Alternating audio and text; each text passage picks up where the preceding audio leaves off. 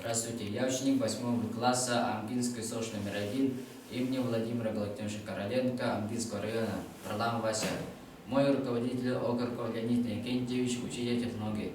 Мой доклад. Редкий музейный экспонат предизвестного как свидетельство развития прикладного творчества якутов.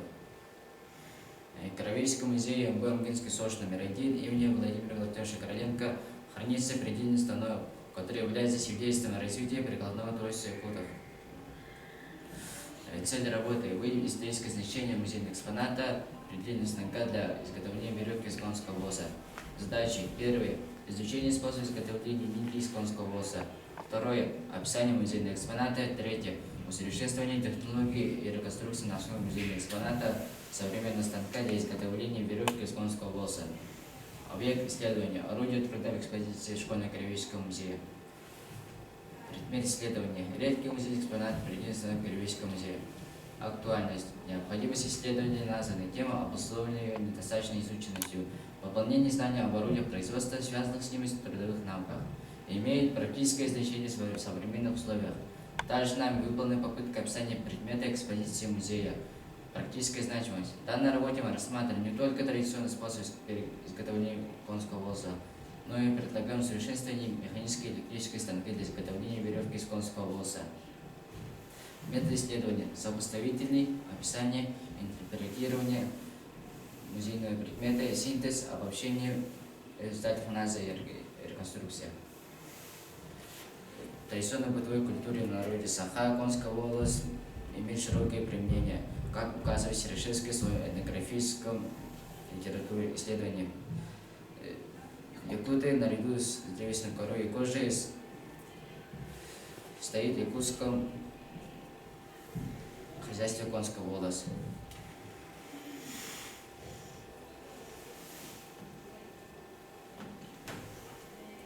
Традиционную нами изучена монография известного якутского ученого Федора Михайловича Зыкова «Традиционное орудие труда якутов», где рассмотрены традиционное орудие труда якутов в дореволюционный период, применявшееся в скотоводстве, земледелии, в рыболовстве и на охоте.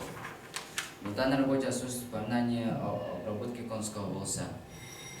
Процесс учения конского волоса издавна происходил вручную методом сечения, а эта технология до сих пор сохранилась и используется. Из скрученных веревок сплетаются косы. До сих пор основная техника изготовления нити из конского волоса сечения. Таким образом, изученной нами литературы якуты не пользовались приспособлением для изготовления веревки из конского волоса до середины 20 века.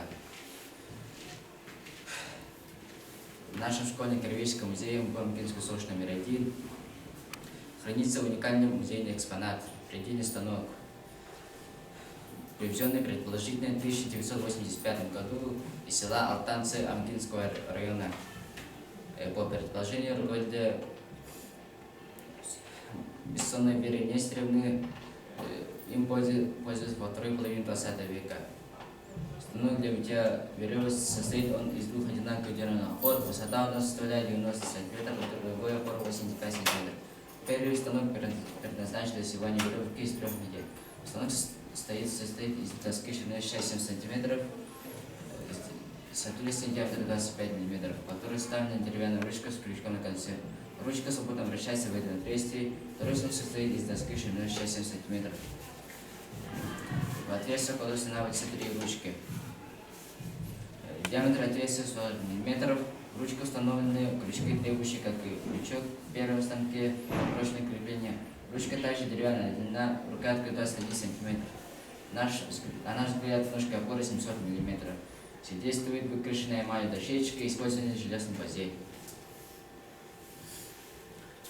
На наш взгляд, предельный станок выполнен по аналогии с русским, ткацким и предельными станками просак. Станок для скручивания веревок сделан из механизма с ручкой и крючками, за которые прикрепляли тонкие веревки. Другой конец веревок закреплялся на санях, которые стояли на значительном удалении. Определяемся длиной веревки при вращении рукоятки из тонких веревок или нити плелись веревки потолще. Таким образом можно было даже канаты. На наш взгляд, На основе вышеописанного станка нами реконструируем по собственной технологической карте механический станок. Далее мы усовершенствовали свою модель и поставили электромотор автомобиля ВАЗ-12 вольт. Тем самым станок получился электрическим. Далее готовые изделия соответствуют проекту. Нами выбран оптимальный размер каждого изделия, требования спецификации, выбран для исследования работы каждого станка и изучения метода нами взят конский волос. Далее из него мы сделали длиной 2 метра. Время изготовления свечения 7 минут, механический станок 4 минуты и электрический станок за 2 минуты. Качество веревки зависит от опыта мастера. Заключение. Конский волос применяется при голодовщине якутского народа. А работая над этой темой, мы столкнулись с большой проблемой недостатком литературы, что влияет на малоизученность данной темы. В немногих имеющихся статьях в основном пишут о применении конского волоса в быту, в хозяйстве, в бреду виртуальных целях. Каким выводом мы пришли? Выводы. Первый. В Якутии до середины 20 века не было специального станка для создания нитей из конского волоса. Об этом свидетельствует исследование известных ученых Серашевского и Языкова. Второе. Процесс свечения конского волоса издавна происходил вручную. Третье. Имеющийся в музее МГУ Ампинской СОЖ номер 1 Ампинского района предельный станок выполнен по аналогии с русским станком просак и относится ко второй половине 20 века. Четвертое. Данный предельный станок имеет историческое значение как свидетельство развития перекладной культуры якутов и прогрессивное влияние русского народа. Пятое. Нами предпринята попытка описания музейного экспоната, но тем не менее считаем, что необходимо его научное описание. Шестое. Усовершенствованный нами станок призван облегчить работу мастеров по изготовлению различных изделий из конского волоса, которые являются экологическим материалом. Спасибо за внимание.